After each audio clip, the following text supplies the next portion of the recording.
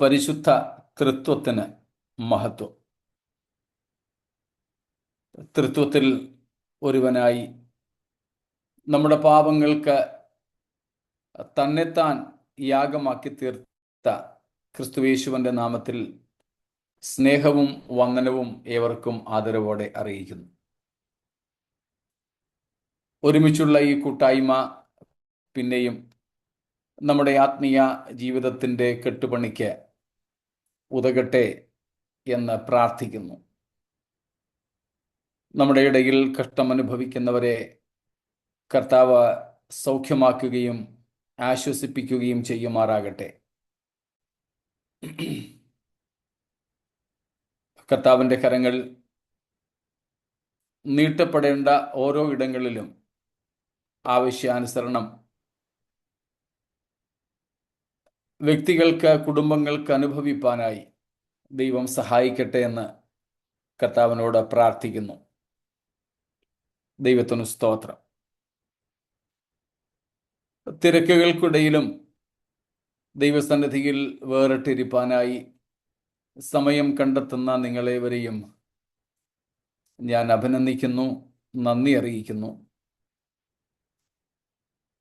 നമ്മൾ പലപ്പോഴും ചിന്തിച്ചിട്ടുള്ളതുപോലെ നമുക്ക് പ്രയോജനകരമായത്, ലാഭകരമായത് ക്രിസ്തു നിമിത്തം ഛേദം എന്ന് എണ്ണുമ്പോൾ, നഷ്ടപ്പെടുത്തുമ്പോൾ അതുമാത്രമാണ് നാം നമുക്കായിട്ട് നിത്യതയിൽ സ്വരുക്കൂട്ടുന്നത്, നിക്ഷേപിക്കുന്നത്.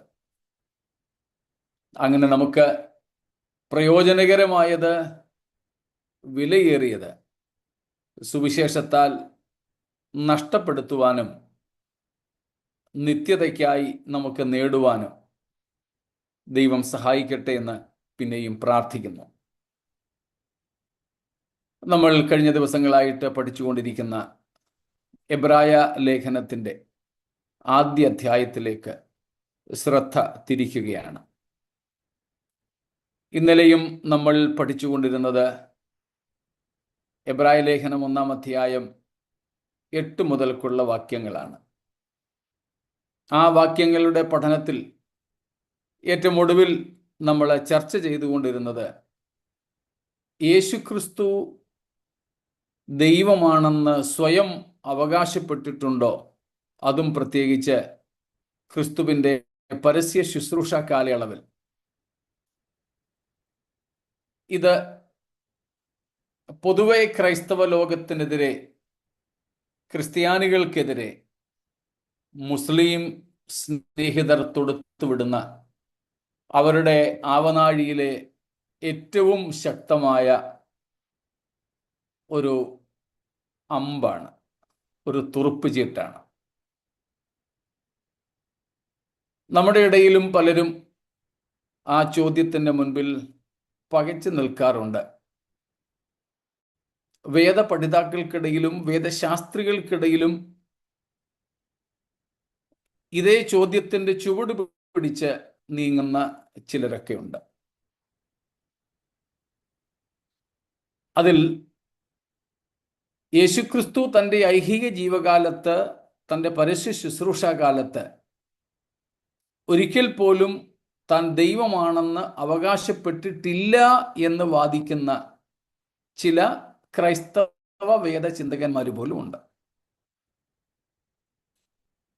മുസ്ലിങ്ങൾക്കിടയിൽ എല്ലാവരും ആ നിലയിൽ ചിന്തിക്കുന്നവരാണ്. അതുമാത്രമല്ല, പിന്നീട് വരാനിരിക്കുന്ന മുഹമ്മദിനെ കുറിച്ച്, മുഹമ്മദ് നബി എന്ന് അവർ വിളിക്കുന്ന മുഹമ്മദിനെ കുറിച്ച് യേശുക്രിസ്തു പ്രവചിച്ചുവെന്നും യേശുക്രിസ്തുവിനേക്കാൾ അയാൾ വലിയവനാണ് എന്നും ക്രിസ്തു പ്രസംഗിച്ചു, പ്രവചിച്ചു എന്ന് പോലും അവകാശപ്പെടുന്നവരാണ് മുസ്ലിം പണ്ഡിതന്മാർ എന്ന് അഭിപ്രായപ്പെടുന്നവർ. അതിന് പ്രത്യേകിച്ചും അവരെടുത്തു പറയുന്ന ക്രിസ്തു വചസ്സുകൾ,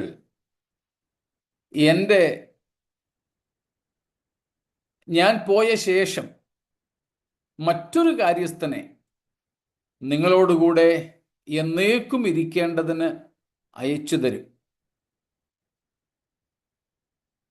മറ്റൊന്ന്, മനുഷ്യപുത്രനോടുള്ള അപരാധങ്ങൾ ക്ഷമിക്കും, പക്ഷേ പരിശുദ്ധാത്മാവിന് നേരെ ദൂഷണം പറയുന്നവനോട് ഈ ലോകത്തിലും വരുവാനുള്ളതിലും ക്ഷമിക്കുകയില്ല.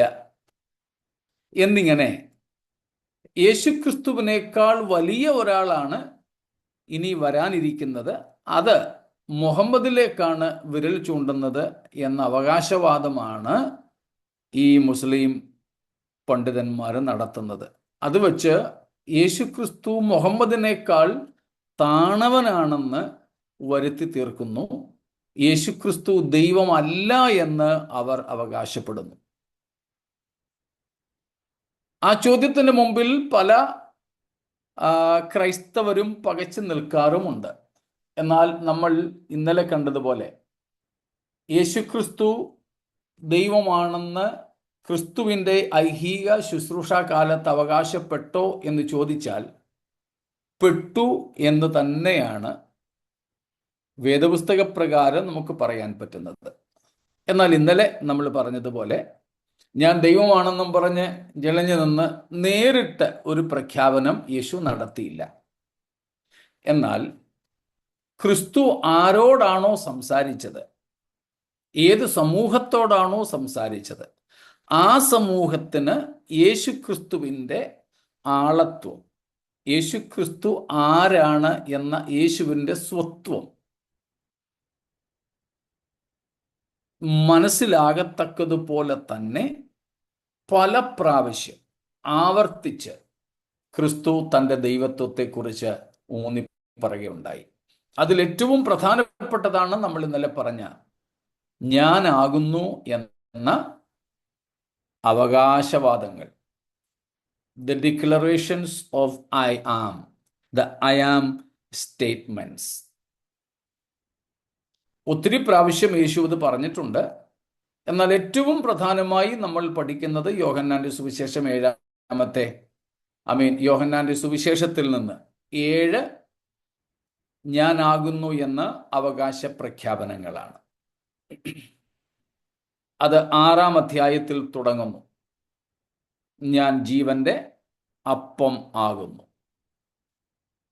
തുടങ്ങി 14-ാമത്തെ അധ്യായത്തിൽ യേശു ക്രിസ്തു 15-ാമത്തെ അധ്യായത്തിൽ ക്രിസ്തു പറയുന്നുണ്ട്, ഞാൻ സാക്ഷാൽ മുന്തിരിവള്ളി ആകുന്നു. സ്തോത്രം. I am the true vine. So I am statements. അത് കേട്ട യഹൂദന്മാർക്ക് നന്നായി മനസ്സിലായി, അല്ലെങ്കിൽ മനസ്സിലാക്കാം യേശു ആരാണെന്ന്. ഞാൻ ആകുന്നു ആണെന്ന്. ഞാൻ ആകുന്നു എന്നത് ആരാണെന്ന് മുസ്ലിങ്ങൾക്ക് മനസ്സിലാകത്തില്ല, യഹൂദന് മനസ്സിലാകും, ക്രിസ്ത്യാനിക്കും മനസ്സിലാകും. പിന്നെ മനസ്സിലാക്കാൻ മനസ്സുള്ളവനും മനസ്സിലാകും. ഇന്നലെ ഞാൻ പറഞ്ഞതുപോലെ വേദപുസ്തകം എങ്ങനെ വ്യാഖ്യാനിക്കണമെന്ന് മുസ്ലിമിന് അറിഞ്ഞുകൂടാ. നിർഭാഗ്യവശാൽ ക്രിസ്ത്യാനികളിലും പലർക്കും അറിഞ്ഞുകൂടാ. നമ്മുടെ ഇടയിലെയും ഒരു വലിയ അപജയം അതാണ്. വേദപുസ്തകം തന്നെയാണ് വേദപുസ്തകത്തെ വ്യാഖ്യാനിക്കേണ്ടത്. വേദപുസ്തകം കൊണ്ട് തന്നെയാണ് വേദപുസ്തകത്തെ വ്യാഖ്യാനിക്കേണ്ടത്. വേദപുസ്തകത്തിൻ്റെ ഭാഷ, അതിൻ്റെ ശൈലി, അതിൻ്റെ സംസ്കാരം, അതിൻ്റെ പശ്ചാത്തലം, അവയെല്ലാം മനസ്സിലാക്കാതെ നമുക്ക് വേദപുസ്തകത്തെ വ്യാഖ്യാനിക്കാനോ മനസ്സിലാക്കാനോ കഴിയില്ല. അപ്പോൾ ആ തിരുവെഴുത്തുകളുടെ പശ്ചാത്തലത്തിൽ നിന്നുകൊണ്ട് യേശു ക്രിസ്തു അസന്നിഗ്ധമായി അവകാശവാദം മുഴക്കുകയായിരുന്നു. ഞാൻ സാക്ഷാൽ ആരാണ്? ഞാനാകുന്നു ആണ്. ഞാൻ സാക്ഷാൽ ആരാ? ഞാനാകുന്നു ആണ്. ഞാനാകുന്നു എന്ന് പറഞ്ഞാൽ അതാരാണെന്ന് യഹൂദനറിയാം, ഇസ്രായേലിനറിയാം. കാരണം ഇസ്രായേലിൻ്റെ ദൈവത്തിൻ്റെ നാമമാണ് ഐ ആം, ഞാനാകുന്നു. യേശുക്രിസ്തു ആവർത്തിച്ച് ആ കാര്യം പറയുകയുണ്ടായി. സ്തോത്രം. അവയെല്ലാം തന്നെ യേശുക്രിസ്തുവിൻ്റെ അവകാശ പ്രഖ്യാപനങ്ങളായിരുന്നു. സ്തോത്രം. Christ's declarations of his being, I am. സ്തോത്രം. അതുകൂടാതെയാണ് യേശു കർത്താവ് യോഹന്നാൻ 10-ാം അധ്യായം 30-ാമത്തെ വാക്യത്തിൽ പറഞ്ഞത്, ഞാനും പിതാവും ഒന്നാകുന്നു. 14-ാം അധ്യായത്തിൽ ആദ്യത്തെ 5-6 വാക്യങ്ങളിലായിട്ട് യേശു കർത്താവ് പറഞ്ഞു, എന്നെ കണ്ടവൻ പിതാവിനെ കണ്ടിരിക്കുന്നു. 14-ന്റെ ആദ്യ വാക്യങ്ങളിൽ വീണ്ടും യേശു കർത്താവ് പറഞ്ഞു, നിങ്ങൾ ദൈവത്തിൽ വിശ്വസിക്കുന്നു, എന്നിലും വിശ്വസിപ്പിൻ. സ്തോത്രം. അതിൻ്റെ ശരിയായ തർജ്ജമയാണ് പറഞ്ഞത്. നിങ്ങൾ ദൈവത്തിൽ വിശ്വസിക്കുന്നു, അതുപോലെ എന്നിലും വിശ്വസിപ്പിൻ. സ്തോത്രം. അതുപോലെ തന്നെ 8-ാം അധ്യായം 58-ാം വാക്യത്തിൽ 8:58 യേശു കർത്താവ് പറഞ്ഞു, അബ്രഹാമിനും മുമ്പേ ഞാൻ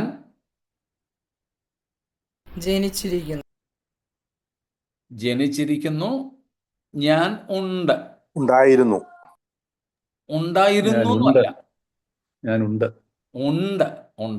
ഉണ്ടായിരുന്നുവെന്നായിരുന്നെങ്കിൽ നമുക്കത് തെളിയിക്കാൻ ഒക്കത്തില്ലായിരുന്നു. ഉണ്ടായിരുന്നു, അതിനെന്താ, ഉണ്ടായിരുന്നു, ആയിക്കോട്ടെ. പക്ഷേ 8:58 ഒന്ന് വായിച്ചു വേണമെങ്കിൽ. യേശു അവരോട്, ആമേൻ ആമേൻ ഞാൻ നിങ്ങളോട് പറയുന്നു, അബ്രഹാം ജനിച്ചതിന് മുമ്പേ ഞാൻ ഉണ്ട് എന്ന് പറഞ്ഞു. അബ്രഹാം ജനിച്ചതിന് മുമ്പേ ഞാൻ ഉണ്ട്. സ്തോത്രം. നമ്മുടെ ശരിയായ വ്യാകരണം അനുസരിച്ച് ഉണ്ടായിരുന്നെന്നാ വരേണ്ടത്. ഞാൻ ഉണ്ടായിരുന്നു. എന്നാൽ അന്ന് ഉണ്ടായിരുന്നവനും പിന്നെ ഒരിക്കലും ഇല്ലാതെ ആകാതിരുന്നവനും ഇപ്പോഴും ഉള്ളവനും എപ്പോഴും ഉണ്ടായിരിക്കുന്നവനുമായവൻ. മനസ്സിലാക്കാൻ പ്രയാസമില്ലല്ലോ. സ്തോത്രം. പറയുകയാണ്, ഞാനുണ്ട് എന്ന് വെച്ചാൽ അന്ന് മുതൽ ഇന്ന് വരെ ഞാനുണ്ട്, ഇന്നു മുതൽ എന്നേക്കും ഞാനുണ്ട്. അതും സ്തോത്രം അവിടെയും ഇംഗ്ലീഷിൽ വരുമ്പോൾ ഉള്ളത്, ഇംഗ്ലീഷിൽ ആ വാക്യം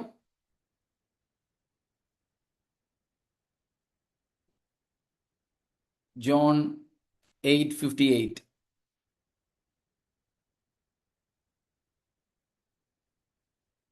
ഇംഗ്ലീഷിൽ ആരുടെ കയ്യിലില്ലേ?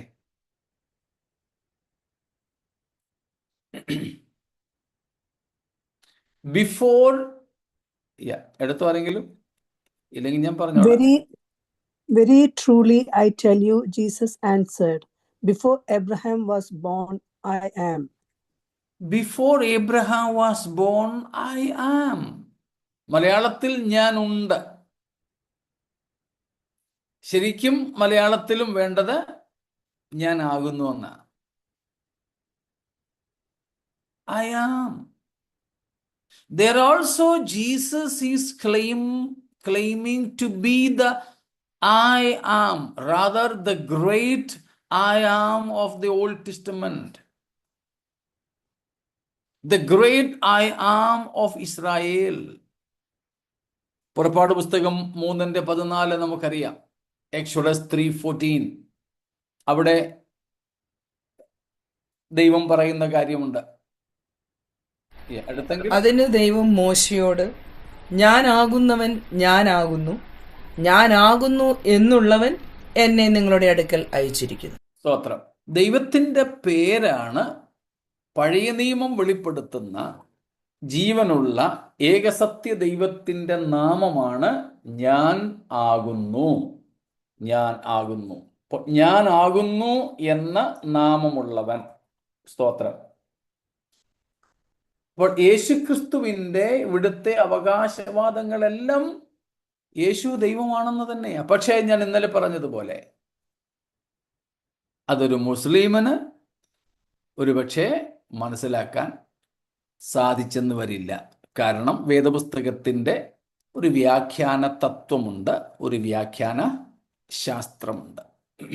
സ്തോത്രം. അതുകൂടാതെ യേശുക്രിസ്തു ഇന്നലെ നമ്മൾ പറഞ്ഞതുപോലെ പലരുടെയും പാപങ്ങളെ ക്ഷമിച്ചിട്ടുണ്ട്. സ്തോത്രം. അതിലേറ്റവും പ്രധാനപ്പെട്ട തെളിവോട് നിൽക്കുന്ന ഒന്നാണ് നമ്മൾ നാലാൾ ചുമന്നുകൊണ്ടുവന്ന പക്ഷവാതക്കാരനോട് കർത്താവ് പറഞ്ഞതായിട്ട് കണ്ടത്. ഇതെല്ലാം തന്നെ യേശുക്രിസ്തു ദൈവം ആണ് എന്ന് ക്രിസ്തു തന്നെ തെളിയിച്ചു തന്നതാണ്. സ്തോത്രം. അപ്പോൾ യഹൂദനോട് സംസാരിച്ചതുകൊണ്ട് ഞാൻ ആകുന്നു എന്ന അവകാശവാദങ്ങളും യേശു ക്രിസ്തുവാണ് എന്ന അവകാശവാദങ്ങളും എല്ലാം തന്നെ യേശുക്രിസ്തുവിൻ്റെ ദൈവത്വത്തെ ക്രിസ്തു തന്നെ വെളിപ്പെടുത്തിയതാണ് എന്ന് നമ്മൾ മനസ്സിലാക്കുക. ഇന്നലെ പറഞ്ഞതിനൊരു അനുബന്ധമായിട്ട് ഈ കാര്യങ്ങൾ ചേർത്തു വന്നേ ഉള്ളൂ. അപ്പോൾ യേശുക്രിസ്തുവിൻ്റെ ദൈവത്വം എന്നത് വേദപുസ്തകത്തിലെ വളരെ പ്രധാനപ്പെട്ട ഒരു ഉപദേശ വിഷയമാണ്. അത് നമ്മുടെ സഭകളിൽ, നമ്മുടെ വീടുകളിൽ, നമ്മുടെ കുഞ്ഞുങ്ങളെ ഒക്കെ പറഞ്ഞ് മനസ്സിലാക്കിക്കണം. സ്തോത്രം. ആ വിശ്വാസ പ്രഖ്യാപനം, ആ വിശ്വാസ ഏറ്റുപറച്ചിൽ നമ്മുടെ ഇടയിൽ ഉണ്ടായിരിക്കേണ്ടതാണ്.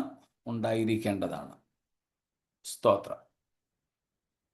പക്ഷേ നിർഭാഗ്യവശാൽ, ആ പദം ശരിയാണോ എന്നറിയില്ല, എന്നാലും ലോകപ്രകാരം അങ്ങ് പറയുകയാണ്, നമുക്ക് ഭാഗ്യവും നിർഭാഗ്യവും ഒന്നുമില്ല. പക്ഷേ ലോകപ്രകാരം അങ്ങ് പറയുകയാണ്, അല്ലെങ്കിൽ വളരെ ദുഃഖകരമെന്ന് പറയട്ടെ, ഇന്നത്തെ പല കൺവെൻഷൻ പ്രസംഗങ്ങളിൽ പോലും യേശുക്രിസ്തുവിനെ കുറിച്ച് ഒരു വാക്കും കേൾക്കാനില്ല. സ്തോത്രം.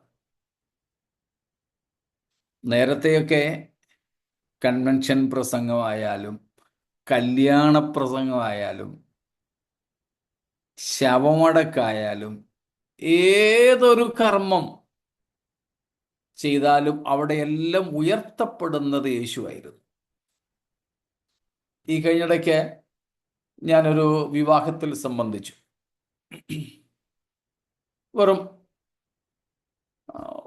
സംബന്ധിച്ച അവിടെ എനിക്ക് തോന്നുന്നു കല്യാണം നടത്തിയ ആൾ ഉൾപ്പെടെ ഏതാണ്ട് 4 പേരോ മറ്റോ പ്രസംഗിച്ചു. ഒരാൾ പോലും യേശുക്രിസ്തുവിനെ അവിടെ പ്രസന്റ് ചെയ്തില്ല എന്നുള്ളതാണ് ദുഃഖകരമായി തീർന്ന വസ്തുത. ഒറ്റ ഒരാൾ പോലും.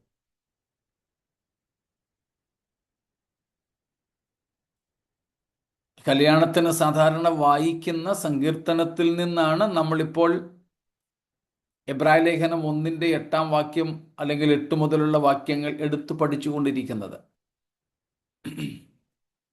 അവിടെയും ആ സങ്കീർത്തനം എടുക്കുമ്പോൾ പോലും ക്രിസ്തുവിനെയാണ് പ്രതിപാദിക്കുന്നത്. വിവാഹത്തെ സംബന്ധിച്ച് പറയുമ്പോഴും ഭാര്യ ഭർത്താക്കന്മാരെ പറ്റി പറയുമ്പോഴും അവരുടെ കടമകളെ കുറിച്ച് പറയുമ്പോഴും എല്ലാം ഊന്നിപ്പറയേണ്ടത് ഒന്നാണ് യേശുക്രിസ്തുവിൻ്റെ ആളത്വം, യേശുക്രിസ്തുവിൻ്റെ ക്രൂശുമരണം, യേശുക്രിസ്തുവിൻ്റെ മടങ്ങിവരവ്. വിവാഹത്തിലും ഈ കാര്യങ്ങളില്ലാതെ വിവാഹമല്ല ക്രൈസ്തവ ക്രിസ്തീയ വിവാഹം. പക്ഷേ ദുഃഖകരം, കല്യാണത്തിനായാലും കൺവെൻഷൻ ആയാൽ പോലും യേശുവിനെ പറ്റി പറയാത്ത, യേശു എന്ന നാമം പോലും ഉച്ചരിക്കാത്ത പല യോഗങ്ങളുമാണ് ഇന്ന് നടക്കുന്നത്. അതുകൊണ്ടാണ് ഞാൻ ആ കാര്യം ഇന്നലെ ഊന്നി പറഞ്ഞത്. യേശുവിൻ്റെ ദൈവത്വത്തിന് മാത്രമല്ല, യേശു ക്രിസ്തു എന്ന ആ മുഴുവാളത്വത്തിന്, അതിൽ ദൈവത്വവും മനുഷ്യത്വവും വരും. അതിൽ യേശുക്രിസ്തുവിൻ്റെ പൂർവാസ്തിക്യവും പ്രീ എക്സിസ്റ്റൻസ്, യേശുക്രിസ്തുവിൻ്റെ ഇൻകാർണേഷൻ അഥവാ ജഡധാരണവും, ക്രൂസിഫിക്ഷൻ ക്രൂശീകരണവും, ഗ്ലോറിഫിക്കേഷൻ തേജസ്കരണവും, ഇനി വരുവാനിരിക്കുന്ന മഹിമയും എല്ലാം ഉൾക്കൊള്ളും. അത് നമ്മുടെ ഇടയിൽ വളരെ ആഴത്തിൽ ഗൗരവമായി നാം പഠിപ്പിക്കേണ്ടതുണ്ട്. നമ്മുടെ തലമുറകളെ പഠിപ്പിക്കേണ്ടതുണ്ട്. നമ്മുടെ സാധാരണ യോഗങ്ങളിൽ ഈ കാര്യം ആവർത്തിച്ചു പറയേണ്ടതുണ്ട്. സ്തോത്രം. അതിൻ്റെ ഗൗരവത്തോടുകൂടെ തന്നെ, വെറുതെ ഒരു സ്റ്റീരിയോ ടൈപ്പായിട്ട് പറഞ്ഞു വിടുന്ന കാര്യമല്ല. ഇത്രയും കാര്യങ്ങൾ വ്യക്തമായിരിക്കുമല്ലോ. മറ്റെന്തെങ്കിലും ഈ വിഷയങ്ങളിൽ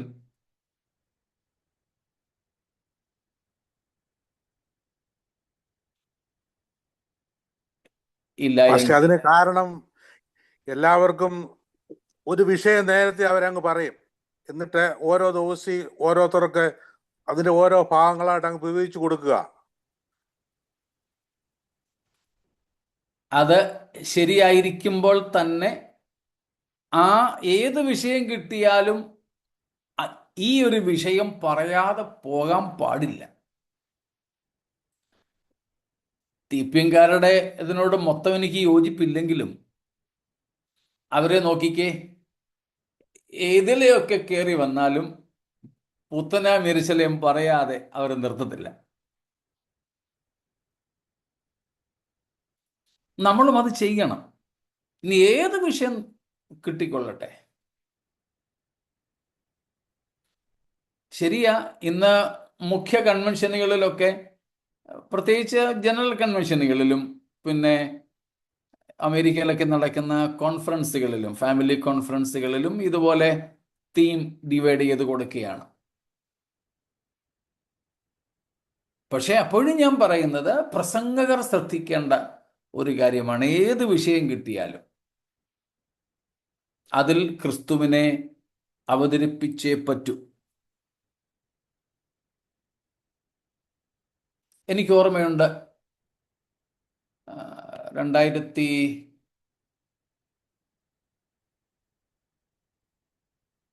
2018 മറ്റോ ആയിരുന്നെന്ന് എനിക്ക് തോന്നുന്നത്. അമേരിക്കയിൽ ഒരു കോൺഫറൻസിന് ഞാൻ വന്നതിന് ശേഷം അവിടുത്തെ ഒരു സഭയുടെ ഒരാഴ്ചത്തെ ബൈബിൾ ക്ലാസ്സും ഒടുവിൽ 3 ദിവസത്തെ കൺവെൻഷനുമായിട്ട് വെച്ചു. ബൈബിൾ ക്ലാസ്സിന് ഒരു വിഷയമെടുത്ത് പഠിപ്പിച്ചു. എൻ്റെ ഓർമ്മ ശരിയാണെങ്കിൽ അന്ന് ക്ലാസ് എടുത്തത് the hatred God loves and the love God hates എന്ന വിഷയമായിരുന്നു. ദൈവം വെറുക്കുന്ന സ്നേഹവും ദൈവം സ്നേഹിക്കുന്ന വെറുപ്പും എന്ന വിഷയത്തെക്കുറിച്ചാണ് ബൈബിൾ ക്ലാസ് നടന്നത്. അതിനുശേഷം ഒടുവിൽ വെള്ളി, ശനി, ഞായർ കൺവെൻഷൻ. ഞാൻ കർത്താവിനോട് വളരെ പ്രാർത്ഥിച്ചു, കർത്താവേ, എന്താ പ്രസംഗിക്കേണ്ടത്?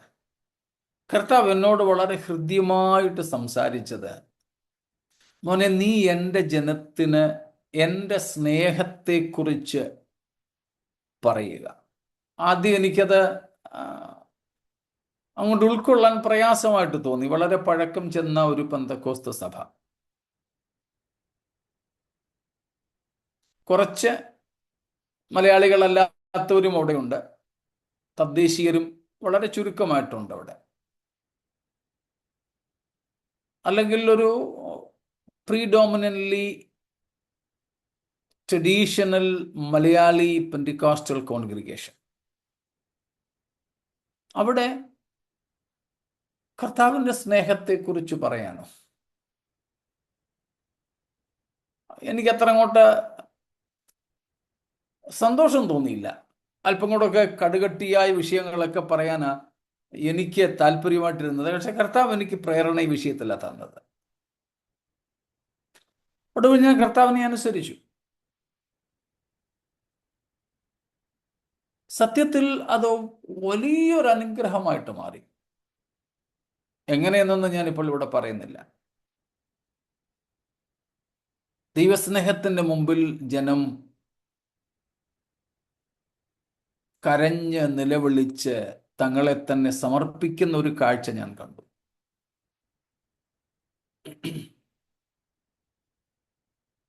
അപ്പൊ നമ്മുടെ ഇടയിൽ അത് വേണം. സ്തോത്രം.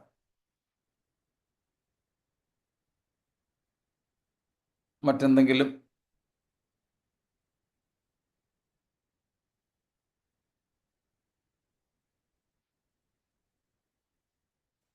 എങ്കിൽ നമുക്ക് വീണ്ടും എബ്രായർ 1-ാം അധ്യായത്തിലേക്ക് പോകാം. 8 മുതൽ ഉള്ള വാക്യങ്ങൾ ഒന്നും കൂടെ വായിക്കാം. 8 തൊട്ട് 13 വരെ വായിച്ചോളൂ. 8 to 13. പുത്രനോട്, ദൈവമേ, നിന്റെ സിംഹാസനം എന്നും എന്നേക്കുമുള്ളത്. നിന്റെ രാജ്യത്വത്തിന്റെ ചെങ്കോൽ നേരുള്ള ചെങ്കോൽ. നീ നീതിയെ ഇഷ്ടപ്പെടുകയും ദുഷ്ടതയെ ദ്വേഷിക്കുകയും ചെയ്തിരിക്കയാൽ ദൈവമേ, നിന്റെ ദൈവം നിന്റെ കൂട്ടുകാരിൽ പരമായി നിന്നെ ആനന്ദ തൈലം കൊണ്ട് അഭിഷേകം ചെയ്തിരിക്കുന്നു എന്നും, കർത്താവെ, നീ പൂർവ്വകാലത്ത് ഭൂമിക്ക് അടിസ്ഥാനമിട്ടു. ആകാശവും നിന്റെ കൈകളുടെ പ്രവൃത്തിയാകുന്നു. അവ നശിക്കും, നീയോ നിലനിൽക്കും. അവയെല്ലാം വസ്ത്രം പോലെ പഴകിപ്പോകും. ഉടുപ്പ് പോലെ നീ അവയെ ചുരുട്ടും. വസ്ത്രം പോലെ അവ മാറിപ്പോകും. നീയോ അനന്യൻ, നിന്റെ സംവത്സരങ്ങൾ അവസാനിക്കുകയുമില്ല എന്നും പറയുന്നു. ഞാൻ നിന്റെ ശത്രുക്കളെ നിനക്ക് പാദപീഠമാക്കുവോളം നീ എൻ്റെ വലത്ത് ഭാഗത്തിരിക്ക എന്ന് ദൂതന്മാരിൽ ആരോടെങ്കിലും വല്ലപ്പോഴും അരുളി ചെയ്തിട്ടുണ്ടോ? Praise God.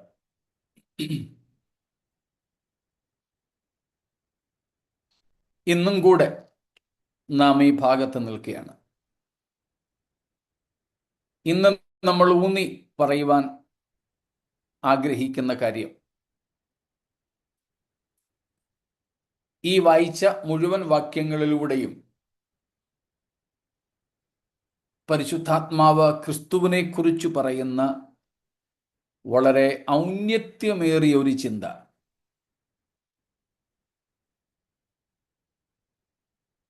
നിന്റെ രാജ്യത്വം എങ്ങനെയുള്ളതെന്നാ പറഞ്ഞിരിക്കുന്നത്? നിന്റെ സിംഹാസനം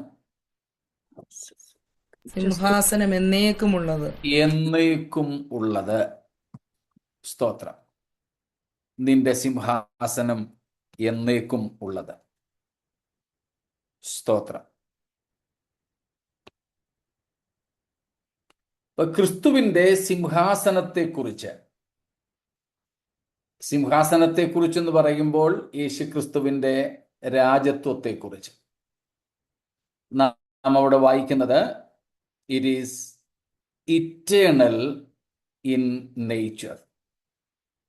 Thy throne, O God, is into the age of the age. Age of the age. A conservative version എന്ന വേർഷനിലാണ് ഞാൻ ഇപ്പോൾ പറഞ്ഞത്. സ്തോത്രം.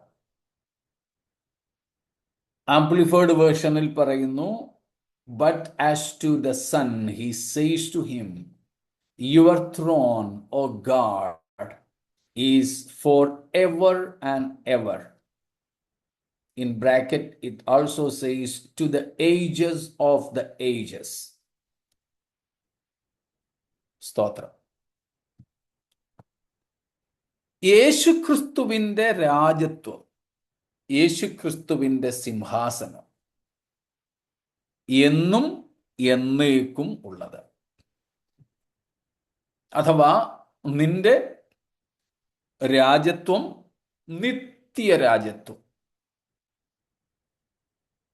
യേശുക്രിസ്തുവിൻ്റെ സിംഹാസനം, യേശുക്രിസ്തുവിൻ്റെ രാജ്യത്വം, അത് നിത്യരാജ്യത്വമാണ്, എന്നേക്കുമുള്ളതെന്ന് അവിടെ കാണുന്നു. മാത്രമല്ല, നാം അതിൻ്റെ 12-13 വാക്യങ്ങളിൽ കണ്ടു, നീയോ അനന്യൻ. യേശുക്രിസ്തു നിത്യനാണ്. ക്രിസ്തുവിൻ്റെ രാജ്യത്വം മാത്രമല്ല നിത്യം, ക്രിസ്തു തന്നെ നിത്യനാണ്. സ്തോത്രം.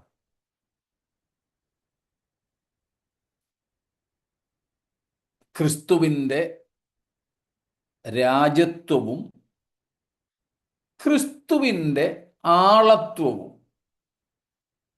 നിത്യമാണ്, സനാതനമാണ്, അവസാനമില്ലാത്തതാണ്, അനന്തമാണ് എന്ന് ഇവിടെ ഊന്നിപ്പറയുന്നു.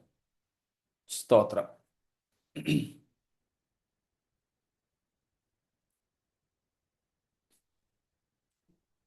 ടാറ്റ, ബിർള തുടങ്ങിയുള്ള പണ്ടത്തെ കോടീശ്വരന്മാർ, ശതകോടീശ്വരന്മാർ, ഇപ്പോൾ പുതിയ ആൾക്കാരുമുണ്ട്. പണ്ടൊക്കെ നമ്മൾ കേട്ട് വളർന്ന പേരുകൾ ടാറ്റായും ബിർളയുമാണ്.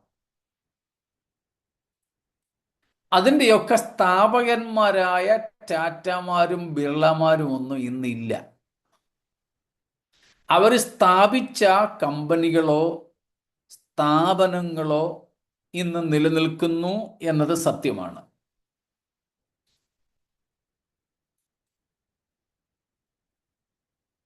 അതുപോലെ തന്നെ പല ലോകരാഷ്ട്രങ്ങൾ, പല രാഷ്ട്രങ്ങളുടെയും സ്ഥാപകന്മാരെ കുറിച്ച് നമുക്കറിയാം. പക്ഷേ ആ രാജ്യങ്ങൾ സ്ഥാപിച്ച സ്ഥാപകന്മാർ പെട്ടെന്നോ അല്ലെങ്കിൽ ദീർഘകാലങ്ങൾ ഭരണം നടത്തിയ ശേഷമോ ഇല്ലാതെയായി. അവരുടെ കാലം കഴിഞ്ഞു. പക്ഷെ അവർ സ്ഥാപിച്ച രാജ്യങ്ങളോ സംസ്ഥാനങ്ങളോ ഒക്കെ നിലനിൽക്കുന്നുണ്ട്. ആ പഴയ പ്രതാപത്തോടെ ഒരുപക്ഷെ ആയിരിക്കില്ല, ചിലപ്പോൾ പഴയതിനേക്കാൾ അധികം പ്രതാപം ഇപ്പോൾ ഉണ്ടായെന്നും വന്നേക്കാം. പക്ഷേ ചിലരാണെങ്കിൽ സ്ഥാപകന്മാർ ഇപ്പോഴും ഉണ്ട്, പക്ഷെ അവർ സ്ഥാപിച്ച സ്ഥാപനങ്ങൾ ഇന്നില്ല.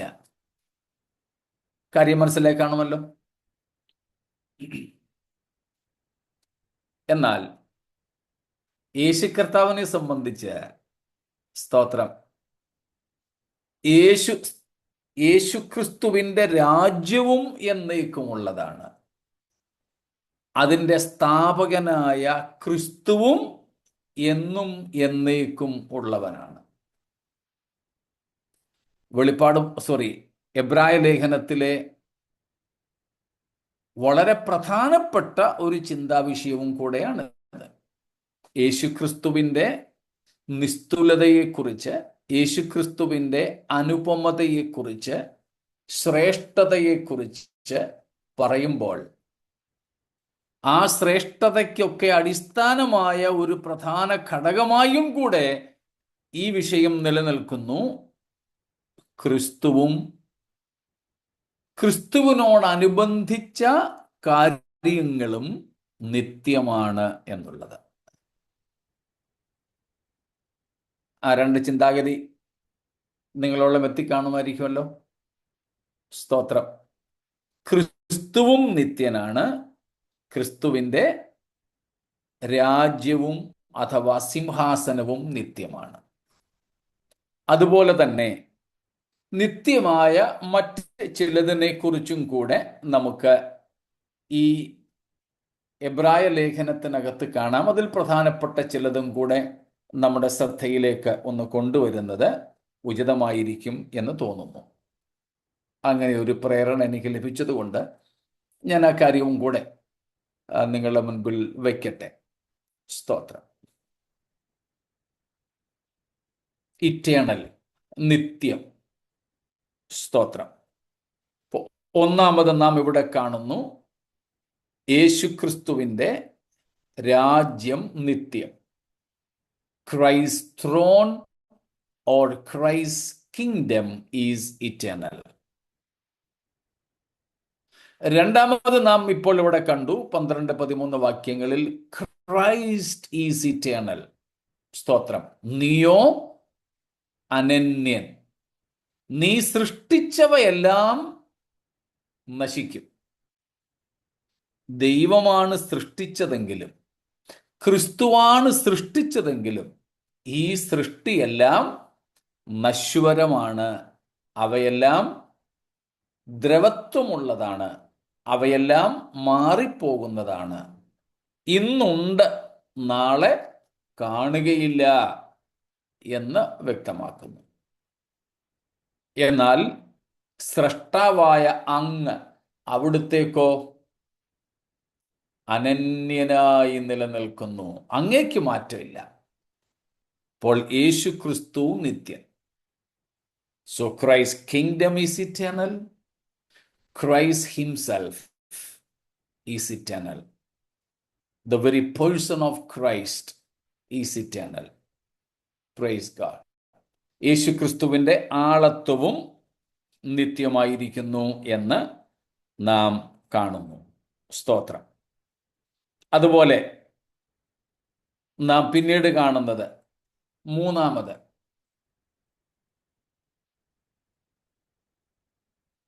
5:9 വാക്യം ഒന്ന് വായിച്ചാട്ടെ. 5:9. തന്നെ അനുസരിക്കുന്ന ഏവർക്കും നിത്യരക്ഷയുടെ കാരണഭൂതനായി തീർന്നു. യേശുക്രിസ്തുവിൽ കൂടെ ലഭ്യമാകുന്ന രക്ഷ നിത്യമാണ്. നിത്യരക്ഷ. Eternal salvation. Eternal salvation. സ്തോത്രം.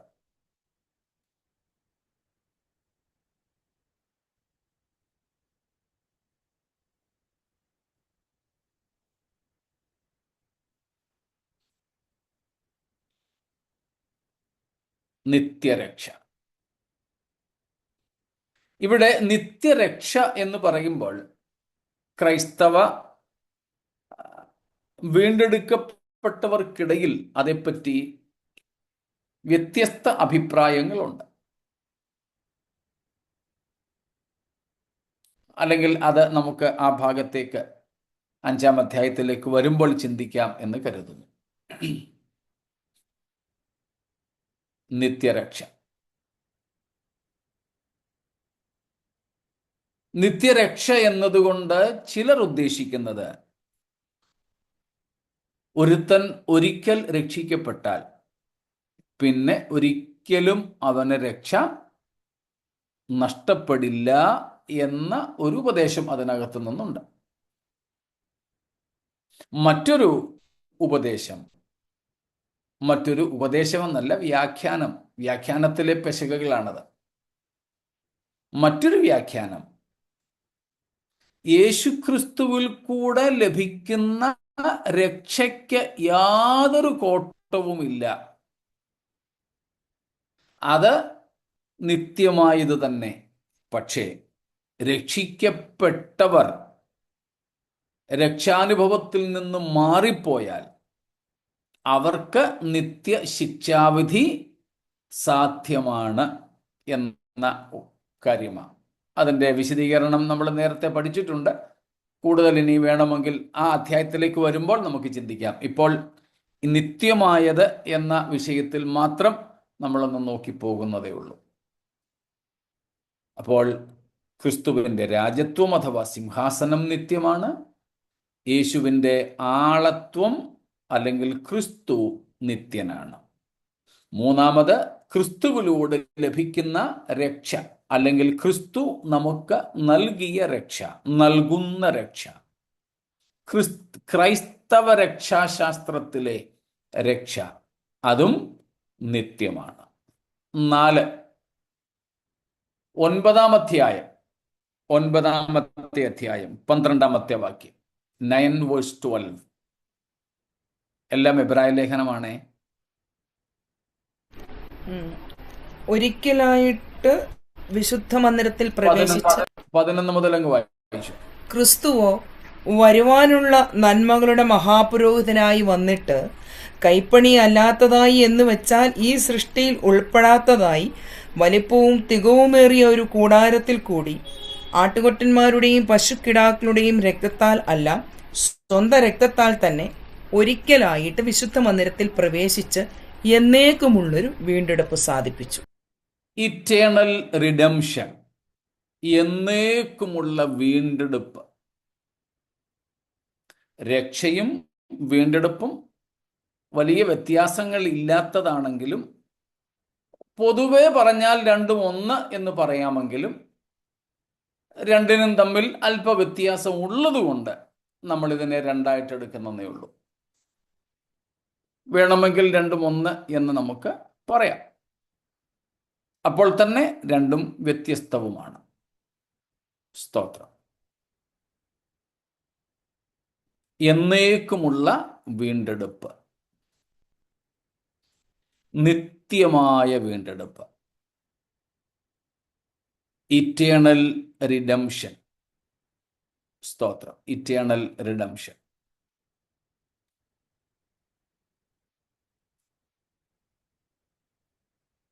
രക്ഷ എന്ന് പറയുന്നത്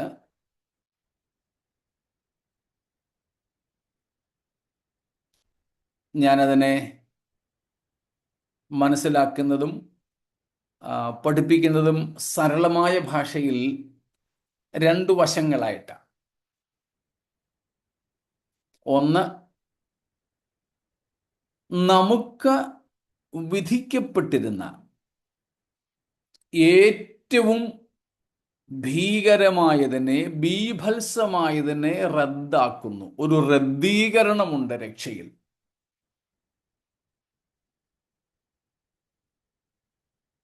ഏറ്റവും മോശമായത്, the worst is removed.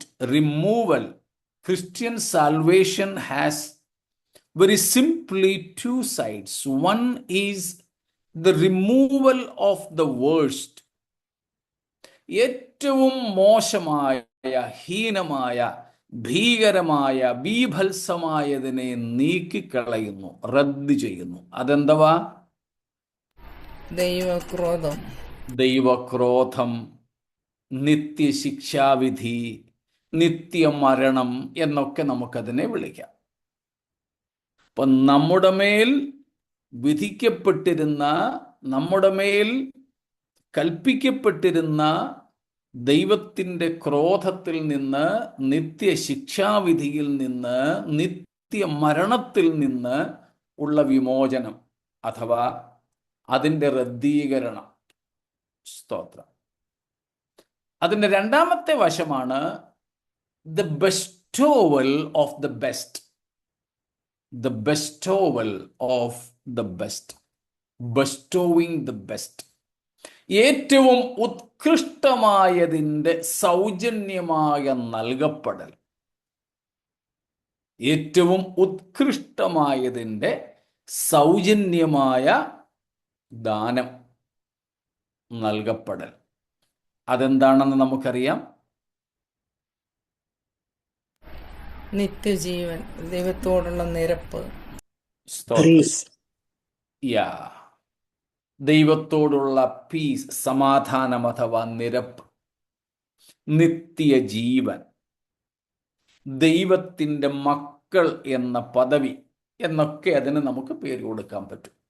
അപ്പൊ ഈ രണ്ട് വശങ്ങളും കൂടെ ഒരുമിച്ച് ചേർക്കുന്നതാണ് രക്ഷ, ക്രിസ്തീയ രക്ഷ. എന്നാൽ വീണ്ടെടുപ്പോ? ഈ പറയപ്പെട്ട കാര്യങ്ങളൊക്കെ അതിനകത്തുള്ളപ്പോൾ തന്നെ വീണ്ടെടുപ്പിൻ്റെ പ്രധാനപ്പെട്ട ഭാഗം എന്നത്, മലയാളത്തിൽ നമുക്കതിൻ്റെ നിർവചനം നന്നായിട്ട് അറിയാമായിരിക്കുമല്ലോ. മുമ്പൊക്കെ കൺവെൻഷൻ പ്രസംഗങ്ങളിലെ ഒരു പ്രധാന വിഷയമായിരുന്നു വീണ്ടെടുപ്പ്. അന്നൊക്കെ നമ്മുടെ പ്രസംഗകർ വിദ്യാഭ്യാസം വളരെ കുറഞ്ഞ കൺവെൻഷൻ പ്രസംഗകർ പോലും പറയുമായിരുന്ന ഒരു പ്രയോഗമുണ്ട് വീണ്ടെടുപ്പിനെ സംബന്ധിച്ച്. നഷ്ടപ്പെട്ട സ്ഥിതിയിൽ നിന്ന് മടക്കി കൊണ്ടുവരുന്നു. അതെ,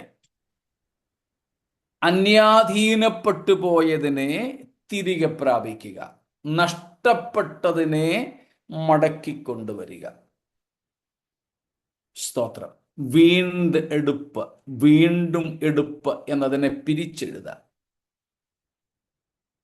ഒരിക്കൽ സ്വന്തമായിരുന്നു, പിന്നീട് അത് കൈമോശം വന്നു, നഷ്ടപ്പെട്ടു. ആ നഷ്ടപ്പെട്ടതിനെ പോകട്ടെന്ന് വെക്കാതെ അന്വേഷിച്ച് ഒത്തിരി മുടക്കുമുതൽ കൊടുത്ത് അതിനെ തിരികെ പ്രാപിക്കുന്നു. സ്തോത്രം. തിരികെ പ്രാപിക്കുന്നു. ചിലപ്പോൾ പുതിയ ഒന്നിനെ വാങ്ങുന്നതിനേക്കാൾ ഈ പഴയതിനെ തിരികെ പ്രാപിക്കുന്നതിനാണ് വില കൂടുതൽ കൊടുക്കേണ്ടി വരുന്നത്. അവിടെ ഒരു വലിയ വിലയുടെ കാര്യം വരുന്നുണ്ട്. സ്തോത്രം. വീണ്ടെടുപ്പിലെ ഒരു പ്രധാന ഘടകമാണ് റാൻസം, മറുവില എന്നത്. സ്തോത്രം. രക്ഷയിൽ ആ മറുവിലയ്ക്ക് അത്ര കണ്ട് പ്രാധാന്യമില്ല. എന്നാൽ വീണ്ടെടുപ്പ് എന്ന പദത്തിനകത്ത് തന്നെ മറുവില ഒളിഞ്ഞു കിടപ്പുണ്ട്, അല്ല തെളിഞ്ഞു നിൽപ്പുണ്ട്. സ്തോത്രം. In salvation, in the doctrine of salvation, it's not that important about the ransom.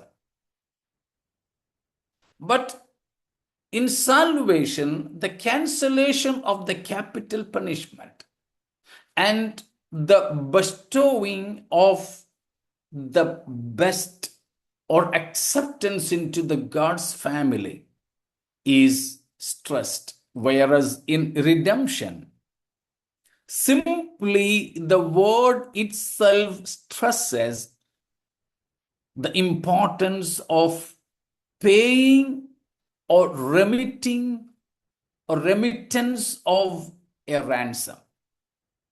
Remittance of a ransom. ഒരു മറുവില നൽകപ്പെടുന്നത് വീണ്ടെടുപ്പിലെ വളരെ പ്രധാനപ്പെട്ട കാര്യമാണ്. സ്തോത്രം. അതുകൊണ്ടാണ് നമ്മളിവിടെ രക്ഷയും വീണ്ടെടുപ്പും രണ്ടായിട്ടെടുത്ത് പറഞ്ഞത്. ഇല്ലെങ്കിൽ രണ്ടും കൂടെ ഒരുമിച്ച് വേണമെങ്കിൽ ചേർത്ത് വയ്ക്കാവുന്നതേ ഉള്ളൂ. അപ്പോൾ യേശുക്രിസ്തുവിൻ്റെ രാജത്വം നിത്യമാണ്. 2, യേശുക്രിസ്തുവിൻ്റെ ആളത്വം നിത്യമാണ്. 3, ക്രിസ്തുവിലൂടെ നമുക്ക് ലഭിക്കുന്ന രക്ഷ നിത്യമാണ്. 4, ക്രിസ്തു നമുക്ക് നൽകിയ വീണ്ടെടുപ്പും നിത്യമാണ്. സ്തോത്രം. 5, എബ്രായ ലേഖനം നമ്മോട് പറയുന്ന 5ാമത്തെ നിത്യമായ ഘടകം. 13:20, 13:20 വാക്യം. നിത്യനിയമത്തിന്റെ രക്തത്താൽ. നിത്യ നിയമത്തിന്റെ രക്തം, the blood of eternal covenant. The blood of eternal covenant. സ്തോത്രം. യേശുക്രിസ്തുവിന്റെ രക്തത്തെ ഇവിടെ പരാമർശിച്ചിരിക്കുന്നതാണ് നിത്യ നിയമത്തിന്റെ രക്തം. The blood of eternal covenant. യേശുക്രിസ്തു ക്രൂശിൽ ചൊരിഞ്ഞ രക്തത്താൽ ദൈവം സ്ഥാപിച്ചത് നിത്യമായ ഒരു നിയമമാണ്. സ്തോത്രം. മാറ്റമില്ലാത്ത ഒരു നിയമം. Eternal, the blood of eternal covenant. അതിനോട് ചേർത്ത് തന്നെ 6ാമത്തേതും അതേ വാക്യത്തിൽ നിന്ന് നമുക്ക് കാണാൻ പറ്റും, ഇറ്റേണൽ കവനന്റ്. സ്തോത്രം. Eternal covenant. അതേ വാക്യത്തിൽ നിന്നാണ് നമുക്ക് കാണുവാൻ സാധിക്കുന്നത്. നിത്യ നിയമവും ആ നിത്യനിയമത്തെ ഉറപ്പിക്കുന്ന യേശുക്രിസ്തുവിൻ്റെ രക്തവും, ഇത് രണ്ടും ആ 13-ാം അധ്യായത്തിൻ്റെ 20-ാമത്തെ വാക്യത്തിലുണ്ട്. നിത്യ നിയമത്തിൻ്റെ രക്തത്താൽ ആടുകളുടെ വലിയ ഇടയനായ നമ്മുടെ കർത്താവായ യേശുവിനെ എന്ന് പറഞ്ഞുകൊണ്ട് ആ വാക്യം. സ്തോത്രം. Praise God. അപ്പോൾ യേശുക്രിസ്തു ക്രൂശിൽ ചൊരിഞ്ഞ രക്തത്തിൻ്റെ ഇഫക്റ്റ് നിത്യമാണെന്നാണ് 5-ാമത്തെ കാര്യം. യേശുക്രിസ്തു ക്രൂശിൽ ചൊരിഞ്ഞ രക്തത്തിൻ്റെ സാധുത, the validity of the blood Jesus shed on the cross is eternal. യേശു ക്രൂശിൽ ചൊരിഞ്ഞ രക്തത്തിൻ്റെ സാധുതയും സാധ്യതയും നിത്യമാണ്. എന്നാൽ അതിനു മുമ്പ് നൂറ്റാണ്ടുകളായി മൃഗങ്ങളുടെയും പക്ഷികളുടെയും ഒക്കെ രക്തം ചൊരിയപ്പെട്ടിട്ടുണ്ട്. അവയുടെയൊക്കെ രക്തത്തിൻ്റെ സാധുത അങ്ങേയറ്റം പോയാൽ 1 വർഷത്തേക്ക് മാത്രം. എന്നാൽ യേശുക്രിസ്തുവിൻ്റെ ക്രൂശിലെ രക്തത്തിൻ്റെ സാധുത, വാലിഡിറ്റി, സ്തോത്രം, 1 വർഷമല്ല, നിത്യമാണ്. സ്തോത്രം. നാം ആ രക്തത്തിൻ്റെ ഫലമായിട്ടാകും നിത്യതയിൽ പോലും നിത്യമായി വാഴുക. നമ്മളെ പാടുന്ന പാട്ടിനകത്തുണ്ടല്ലോ, രക്തത്തിൻ ഫലമായി വാഴുമേ സ്വർഗത്തിൽ ഞാൻ. സ്തോത്രം. അതെ, ആ രക്തത്തിൻ്റെ വാലിഡിറ്റി നമ്മെ നിത്യകാലം കർത്താവിനോട് കൂടെ, നിത്യനായ ദൈവത്തോടു കൂടെ വാഴുവാൻ പ്രാപ്തരാക്കുന്ന രക്തമാണ്. അതിൻ്റെ വില ഒരിക്കലും കുറയുന്നില്ല, അതിൻ്റെ മൂല്യം കുറയുന്നില്ല, അതിൻ്റെ സാധുത കുറയുന്നില്ല.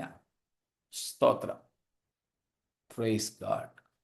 നമുക്ക് വേണ്ടി യേശുക്രിസ്തു കാൽവറിയിൽ ചൊരിഞ്ഞ രക്തത്തിൻ്റെ ആ മൂല്യം, അതുകൊണ്ടാണ് പത്രോസ് ആ രക്തത്തെ വിളിക്കുന്നത് വിലയേറിയ രക്തം. വിലയേറിയ രക്തം, വിലമതിക്കാനാകാത്ത രക്തം, വിലയിടാനാകാത്ത രക്തം. സ്തോത്രം.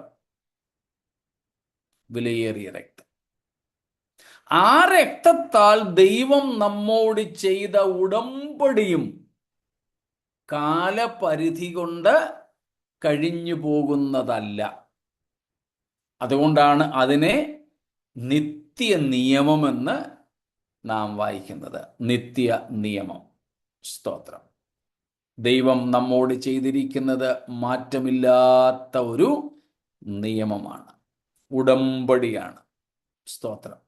ബാക്കിയുള്ളതെല്ലാം മാറിപ്പോകുന്നതാണ്. എല്ലാ ഉടമ്പടികളും മാറിപ്പോകുന്നു. സ്തോത്രം. എല്ലാ ഉടമ്പടികളും മാറിപ്പോകുന്നു. സ്തോത്രം. സാധാരണ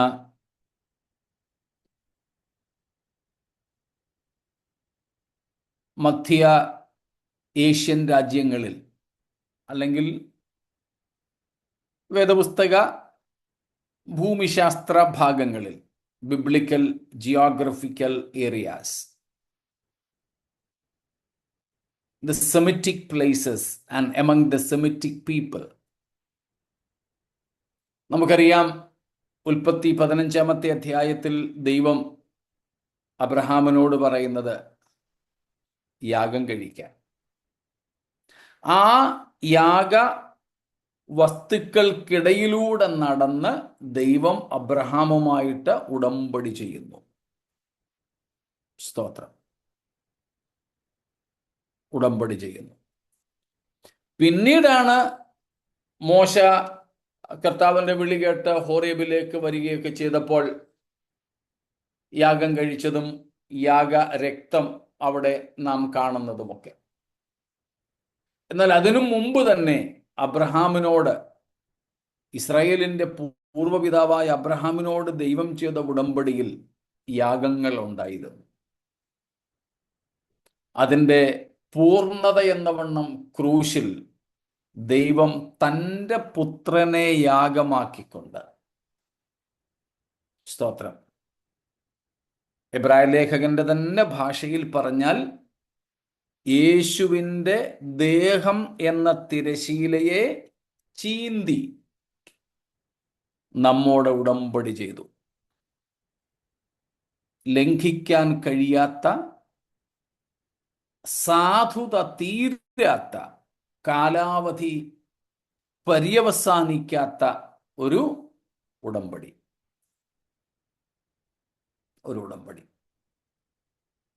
സ്തോത്രം. അപ്പം നിത്യനിയമം. ഇനിയും 7-ാമത്തേതാണെന്ന് തോന്നുന്നല്ലോ അല്ലേ? സ്തോത്രം. Alice Aunty, you can please read 9:15. And for this cause, he is the mediator of the New Testament, that by means of death for the redemption of the transgressions that were under the first testament, they which are called might receive the promise of eternal inheritance. There we see 7th one. 7-ാമത്തെ അല്ലേ? അതെ. Okay. Eternal inheritance. മലയാളത്തിലോ നിത്യാവകാശത്തിന്റെ വാഗ്ദത്തം. നിത്യാവകാശം. സ്തോത്രം. ക്രിസ്തുവിൽ നമുക്ക് ലഭിക്കുന്ന അവകാശം ഒരു നിത്യ അവകാശം. അതിൻ്റെയൊക്കെ വിശദീകരണങ്ങൾ നാം ആ ഭാഗത്തേക്ക് വരുമ്പോൾ ചെയ്യും. ഇപ്പോൾ നമ്മൾ അതിൻ്റെ പേരുകൾ മാത്രം ഒന്ന് കണ്ടുപോകുന്നതേ ഉള്ളൂ. ഇതുപോലെ ഞാൻ പറയാത്ത ഭാഗങ്ങൾ നിങ്ങളുടെ ശ്രദ്ധയിൽപ്പെടുന്നെങ്കിൽ തീർച്ചയായും ഓർപ്പിക്കാം. സ്തോത്രം.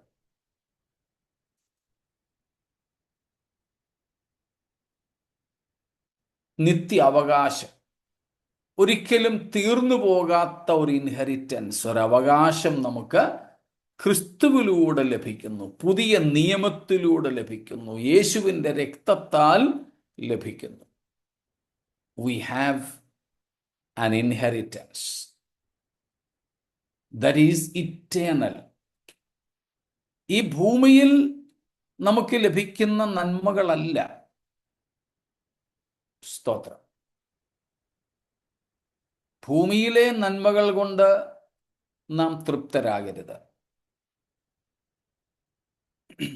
ഇന്ന് ഞാൻ ഒരാളുമായി സംസാരിച്ചപ്പോൾ പറയുകയായിരുന്നു, എനിക്കും അവർക്കും കൂടെ വളരെ ആത്മീയ ബന്ധമുള്ള ഒരു കുടുംബത്തെക്കുറിച്ച് ഞാൻ ചോദിച്ചു. വളരെ വർഷങ്ങൾക്ക് ശേഷം, ഞാൻ അവരെ കണ്ടിട്ടില്ല, ഒത്തിരി വർഷങ്ങളായി ഞാൻ അവരെ കണ്ടിട്ട്. ആ മൂന്നാമത് ഞങ്ങൾ സംസാരിച്ച മൂന്നാമത്തെ കുടുംബത്തെക്കുറിച്ച്, ഞാൻ അന്വേഷിച്ച കുടുംബത്തെക്കുറിച്ച്, ആ കുടുംബത്തെ കണ്ടിട്ട്. അപ്പോൾ ഞാൻ ചോദിച്ചയാള് എന്നോട് പറയുകയായിരുന്നു, അവർ ഇന്നിടത്തുണ്ട്, ഇന്ന കൂട്ടായ്മയിലാണ്, അവരെല്ലാവരും വിശ്വാസത്തിൽ ഇന്നും നിലനിൽക്കുന്നു, അതിൽ അവരുടെ പിതാവ് മരിച്ചുപോയി, ബാക്കി എല്ലാവരും ഉണ്ട്, കർത്താവ് അവരെയൊക്കെ മാനിച്ചു, അവർക്കൊക്കെ കുടുംബജീവിതം നൽകി. 4 പെൺമക്കളായിരുന്നു അവർ ആ കുടുംബത്തിൽ. അക്രൈസ്തവ വിഭാഗത്തിൽ നിന്നും കർത്താവിങ്കിലേക്ക് വന്നവരാ. ഒരു കൊച്ചു വീട്. കർത്താവ് അവരെ മാനിച്ചു, അവർക്ക് ലോകപ്രകാരം വേണ്ട എല്ലാ കാര്യങ്ങളും നൽകി, ആ 4 കുഞ്ഞുങ്ങൾക്കും കുടുംബജീവിതമൊക്കെ നൽകി. അവർക്ക് മക്കളെ കൊടുത്തു. അവരുടെ മക്കളൊക്കെ പഠിച്ച് നല്ല ഉയർന്ന നിലകളിൽ ആയിരിക്കുന്നു. ചിലർ വിദേശ രാജ്യങ്ങളിലേക്ക് കുടുംബസമേതം പോയി. ആ കാര്യങ്ങളൊക്കെ പറഞ്ഞിട്ട് എന്നോട് പറയുകയായിരുന്നു, ദൈവം അവരെയൊക്കെ മാനിച്ചു പാസ്റ്ററെ, ദൈവം അവർക്ക് വിദേശ നന്മകൾ കൊടുത്തു, മക്കളുടെ നന്മകൾ കൊടുത്തു, ഒക്കെ ഒക്കെ ഒക്കെ കൊടുത്തു. എന്നിട്ട് പറഞ്ഞു ബാക്കി നിത്യതയുമായി ബന്ധപ്പെട്ട കാര്യങ്ങളൊക്കെ ദൈവം അവരും തമ്മിലുള്ളതാണ്.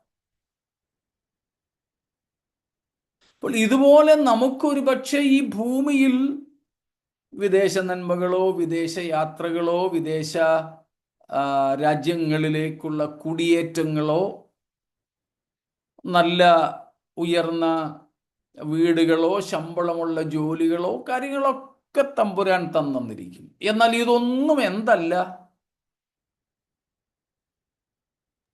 നിത്യമല്ല. നിത്യമല്ല, അവകാശങ്ങളാണെന്നും നാം അവകാശപ്പെടരുത്. നമ്മുടെ ഇടയിൽ പൊതുവെ പ്രാർത്ഥിക്കുന്ന ഒരു രീതിയാണ്, നമ്മൾ കഴിഞ്ഞ ആഴ്ചയും നമ്മൾ പഠിച്ചിരുന്നു, കർത്താവേ രോഗസൗഖ്യം നിന്റെ മക്കളുടെ അവകാശമാകൊണ്ട് സ്തോത്രം. എനിക്ക് തോന്നുന്നു ആ കനാന്യ സ്ത്രീയോട് യേശു കർത്താവ് പറഞ്ഞ വാക്കുകൾ വെച്ചാണ് ആ പ്രാർത്ഥന നമ്മുടെ ഇടയിൽ ഉണ്ടായതെന്ന് ഒരു വിഷയമായിരിക്കും.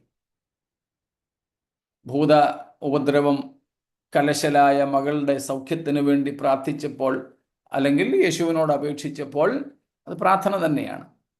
കർത്താവ് പറഞ്ഞതാണ് മക്കളുടെ അപ്പം എടുത്ത് നായ്ക്കുട്ടികൾക്ക് ഇട്ടുകൊടുക്കുന്നത് ഉചിതമല്ല. അപ്പം ആ ഭൂതശാന്തി രോഗശാന്തി എന്നൊക്കെ മക്കളുടേതാണ് എന്ന നിലയിലാകാം ആ പ്രാർത്ഥനാ വാചകം നമ്മുടെ ഇടയിൽ ഉണ്ടായതെന്ന് ഞാൻ കരുതുന്നു. ആയിക്കൊള്ളട്ടെ. പക്ഷേ രോഗസൗഖ്യമാണോ നമ്മുടെ അവകാശം? അല്ല. ഈ ഭൂമിയിൽ കിട്ടുന്ന യാതൊന്നും തന്നെ ദൈവമക്കൾ എന്ന നിലയിൽ നമ്മുടെ അവകാശങ്ങൾ അല്ല.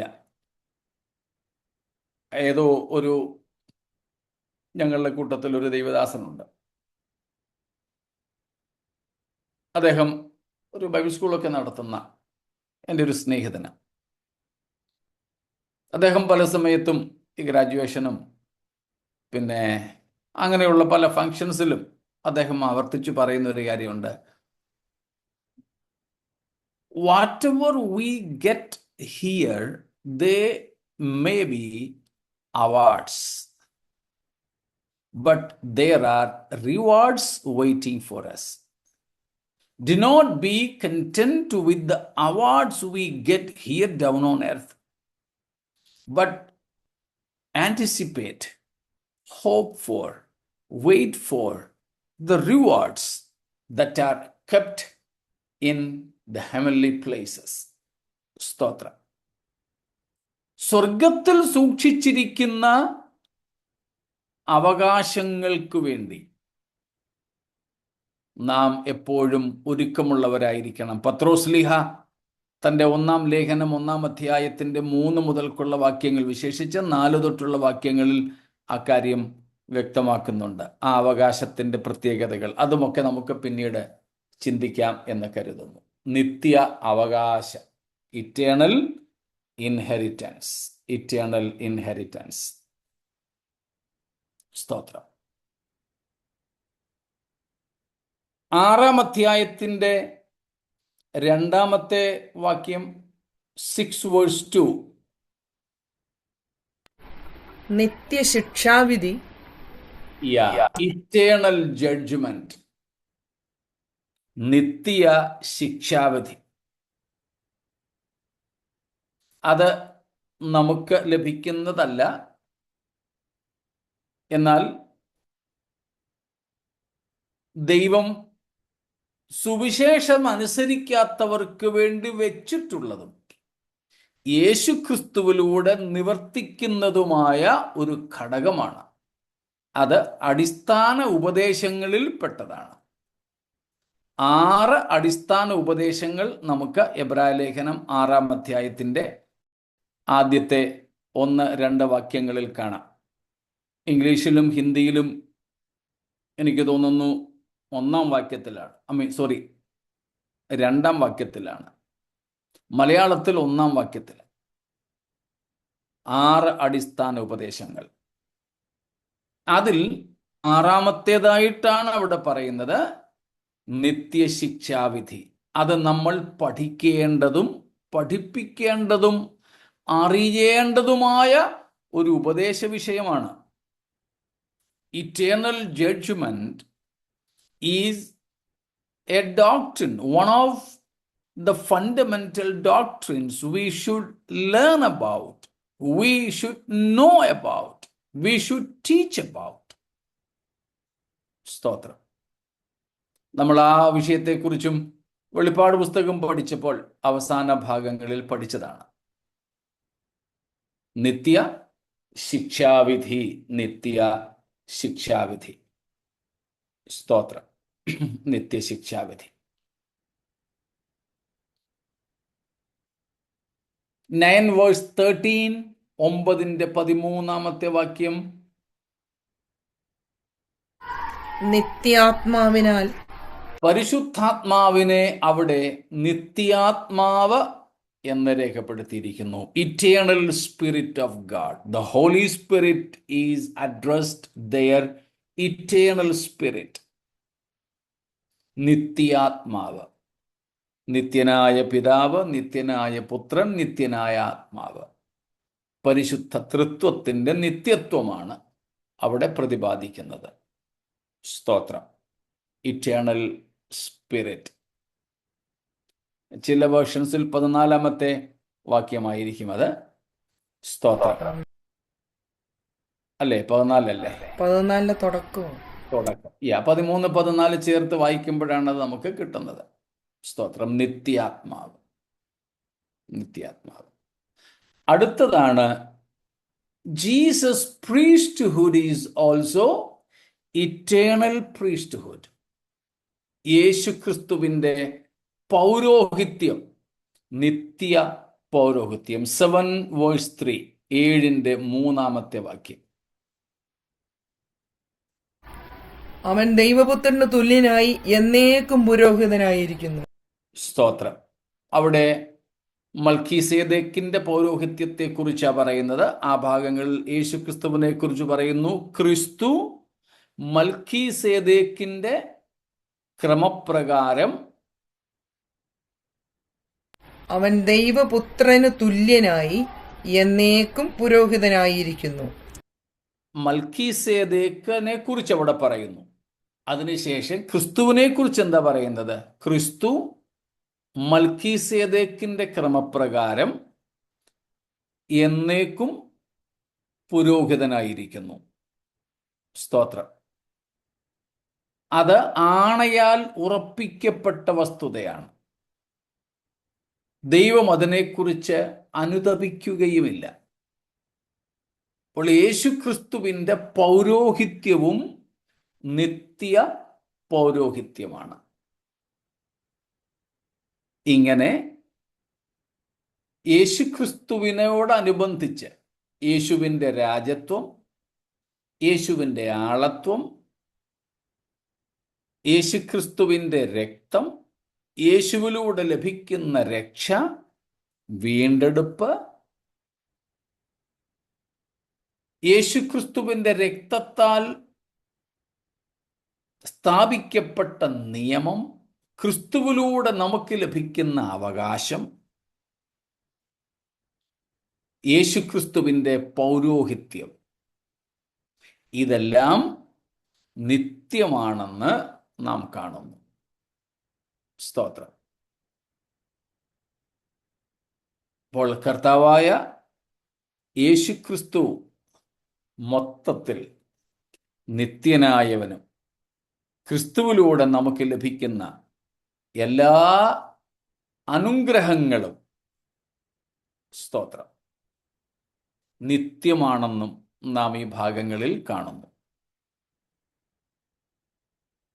ഇങ്ങനെ നിത്യനായ ക്രിസ്തുവിലൂടെ നിത്യനായ ദൈവത്തിൻ്റെ നിത്യമായ അനുഗ്രഹങ്ങൾക്ക് അവകാശികളാകുവാൻ ദൈവം നമുക്ക് കൃപ ചെയ്തല്ലോ. ആയതിനായി ദൈവത്തിനു സ്തോത്രം. ആ നിത്യനിയമത്തിൻ്റെ രക്തത്താൽ ആടുകളുടെ ബലിയിടയനായ നമ്മുടെ കർത്താവായ യേശുക്രിസ്തുവിനെ മരിച്ചവരിൽ നിന്നും ഉയർപ്പിച്ച നമ്മുടെ പിതാവായ ദൈവം നമ്മെയും അതേ നിത്യാത്മാവിനാൽ ഉയർപ്പിച്ച് തന്നോട് കൂടെ ഇരുത്തും. അതിനെത്രയും വേഗം നമ്മുടെ കർത്താവ് വരും എന്ന പ്രത്യാശയോടെ നമുക്ക് യേശുക്രിസ്തുവിൻ്റെ നിത്യ നിയമത്തിൻ്റെ രക്തത്തിൽ ആശ്രയിച്ച് മുൻപോട്ട് ജീവിക്കാം. ഈ വചനങ്ങളാൽ ദൈവം നമ്മെ അനുഗ്രഹിക്കുമാറാകട്ടെ. സ്തോത്രം.